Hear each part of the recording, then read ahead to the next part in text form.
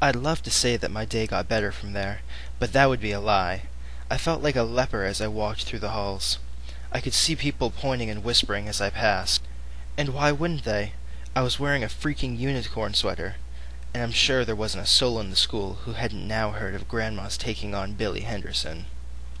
I tried using my cell phone to call Caitlin, to at least get a comforting ear, only to have it confiscated by a teacher who told me here at Hannah Dustin, cell phones needed to be kept in lockers until the end of the day.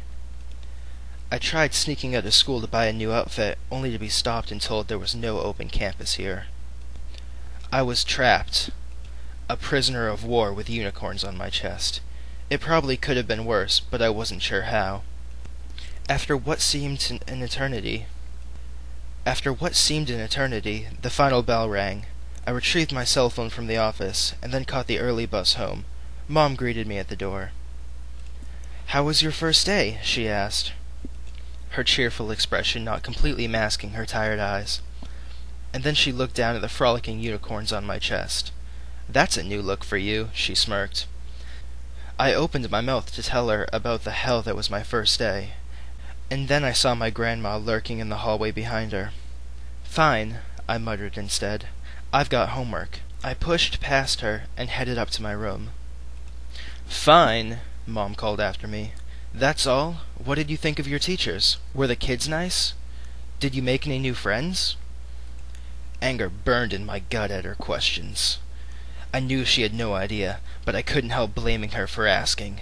After all, she was the one who forced me to attend this miserable school to begin with, to leave my friends behind. "Oh, sure," I said, my voice dripping with sarcasm. "Tons of friends. In fact, I'm a shoo-in for homecoming." "Maddy, come back here and talk to me," Mom called after me. I ignored her, taking the steps 2 at a time until I reached the top landing and ran into my room. I flopped onto my bed and grabbed my cell out from my purse and dialed Caitlin. "Hello?" my friend answered a moment later, sounding out of breath and giggly. "Hey, Kate," I said. "Madge," she cried. "How's it going?" "Oh wait, hang on." I could hear her talking in the background. "Okay, sorry," she said. "How did your first day go?" "Oh my God, it was horrible," I moaned. "First Grandma made me wear the shirt that had unicorns on it, and then—" "Sorry, Mads, hang on one more time." More muffled conversation and giggles, and then she came back on the line. "Sorry, me and Ashley are JP Licks, and we're trying to figure out some ice cream flavors." A pang of loneliness shot through me. I should have been there with them, eating ice cream and giggling. Probably flirting with John, the guy behind the counter that we all had crushes on. But no, I was here stuck in the middle of nowhere in a house that was more like a museum after the first worst day of school in my life. "It's okay," I replied, a total lie. "I'll wait." "Actually, can I just call you back later?" Caitlin asked. "Like tonight or something? Or, tomorrow morning?" "Sure," I said glumly. "Cool. Later, Gator." And with that, the phone disconnected, before I even had a chance to say goodbye. And somehow I knew in my heart that she'd forget to call me back later. I was out of Boston, out of their lives, forgotten already. I was totally and utterly alone. A knock sounded on my door. I tried to ignore it, but Mom was never much for respecting space. She barged in and sat down on the side of my bed, studying me with pitiful eyes.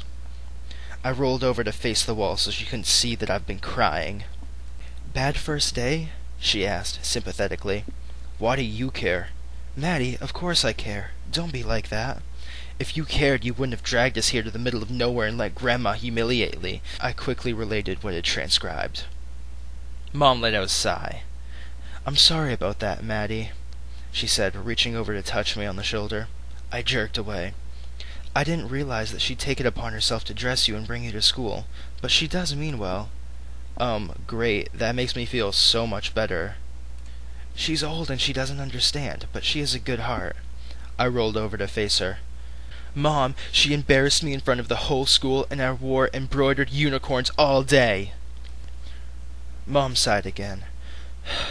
"I'll have a talk with her," she said. "It won't happen again, I promise." "Don't you see? It's too late. The damage is done. Don't overreact. I'm sure it couldn't have been that bad. You weren't there. You don't know." "What do you want me to do, Maddy?" Mom asked, defensiveness creeping into her voice. "That was easy. Don't make me go back there. Let me go to my old school." Mom shook her head. "That's not possible." "Please." It wasn't possible only because she was too selfish, because she decided to take off on my dad and refused to try to work things out, and we all had to suffer for it. "I'll wake up early and take the commuter train in," I suggested. "I don't mind." "It's not the commute. Your old school costs a lot of money. I can't afford the tuition." I gave up. "Fine, whatever," I growled. "Maddy, I'm tired and I just want to take a nap." I turned back on my side. I knew I was being childish, but at the moment I didn't care. Go ruin someone else's life for a while. Mom sat there unmoving.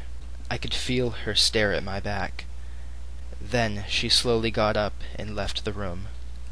Once she was gone, I rose from my bed and pulled my sketchbook out of my bag.